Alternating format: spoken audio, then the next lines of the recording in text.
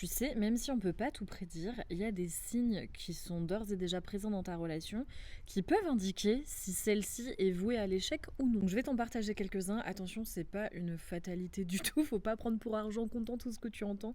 Mais disons que ça peut quand même te donner des signes et te mettre la puce à l'oreille sur le fait qu'il y a sans doute quelque chose qui ne fonctionne pas dans ta relation et qui, à long terme, risquera de la détruire. Déjà, si tu es amoureux ou alors que tu as une très grosse attirance pour cette personne, mais que tu n'aimes pas cette personne dans ses comportements et dans ce qu'elle fait, dans ce qu'elle est, dans ce qu'elle dit, dans ce qu'elle mange, dans comment elle se lève le matin. En gros, si tu ressens une attraction chimique envers cette personne, mais que dans le concret, dans le quotidien, tu ne supportes pas plein de micro-choses chez cette personne, à long terme, ça risque de prendre le pas sur cet amour chimique qui, de toute façon, si tu es au début de ta relation, finira à un moment donné par s'estomper. C'est pour ça, d'ailleurs, que aimer quelqu'un, on dit souvent que c'est plus important que être amoureux. Après, on met ce qu'on veut derrière le terme être amoureux, évidemment. Aussi, si tu es encore bloqué dans ta relation précédente, que tu n'as pas réussi à faire le deuil et qu'il y a plein de choses qui ne sont pas encore réglées, il y a beaucoup de chances pour que ta relation actuelle ne fonctionne pas. Si tu n'arrives pas à être dans le moment présent avec la personne avec laquelle tu relationnes actuellement,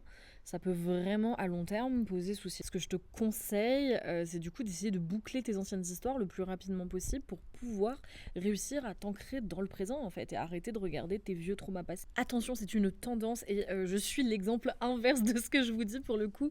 Je me suis mise avec mon mec avec qui je suis depuis plus de 5 ans en étant encore complètement trauma par mon ancienne relation amoureuse et je vis le parfait amour avec mon copain, ça se passe très bien et même d'ailleurs il m'a énormément aidée.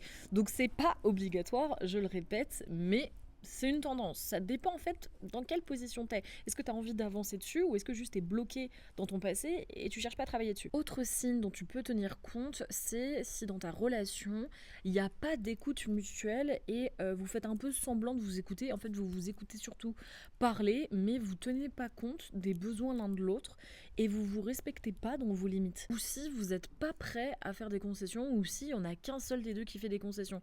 Un grand classique d'ailleurs, qu'il n'y ait qu'un seul des deux protagonistes du couple qui fasse des concessions, ça c'est vraiment très très mauvais signe. Si ça change pas, sur le long terme, ça va être très compliqué. Même si ça peut tenir 1 an, 2 ans, peut-être 3 ans, mais il y a un moment, ça peut pas durer. Et dernier signe, c'est si votre relation rencontre plein de problèmes, mais que votre réponse face à tous ces problèmes, c'est juste de faire des actions concrètes. Par exemple, ok, on s'est disputé, bon, on va pas revenir sur la dispute, mais on va aller au resto, on va s'offrir un voyage ensemble, on va aller passer un week-end je ne sais trop où, on va faire des gosses, on va se marier. Ça, c'est pas des vraies réponses face à vos problèmes de couple. C'est juste une manière de faire tenir le bateau à flot, mais sur le long terme, ça ne peut pas fonctionner si à chaque fois qu'il y a